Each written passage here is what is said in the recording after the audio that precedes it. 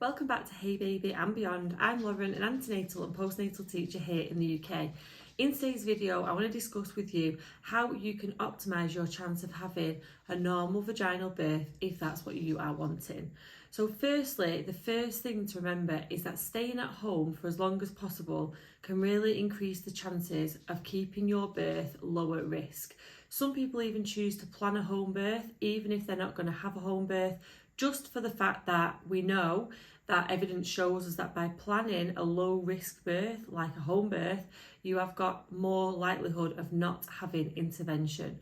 So if you can stay at home as long as you can in labour, then it's a really good idea to do so, because when we travel to the hospital, what we're ultimately doing is stalling the labour process if that labour is not established. Established labour is around 3 centimetres, so what we need to be doing is trying to get to 3 centimetres without going to the hospital. If you can get further than that, then that's absolutely perfect, because the further along the process you can get at home, the more likely you are going to have less intervention during the labour in the hospital. The other thing is, when we think about intervention, we are talking about everything from a vaginal examination right through to forceps, assisted birth, or something that wasn't in your plan. So by holding off having any examinations for as long as you possibly can, again, you are giving your body and yourself a lot more of a better chance of advancing naturally and not being disturbed. What we've got to remember is that birth itself is a very, very sacred process. It's a hormonal process, and it's that sensitive to the adrenaline rising. It can completely stop labour and birth. So what we need is to keep you as in control as you can possibly be during that labour process. The next thing that we need to do is remember to stay hydrated.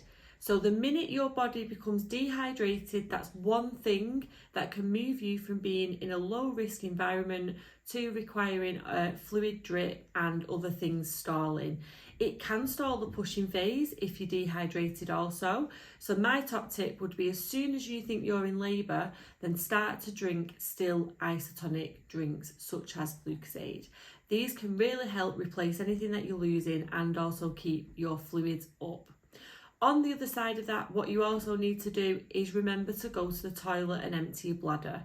A full bladder can really hinder the baby being able to move down the birth canal and that pushing process also. So lots of fluid intake, lots of toilet trips. Even if you're only pushing out a little tiny bit of weight each time, it's really, really important.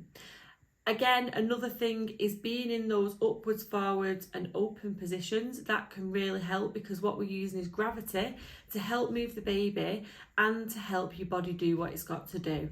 So being as upright as you can during labour can really, really help the process continue as it is supposed to.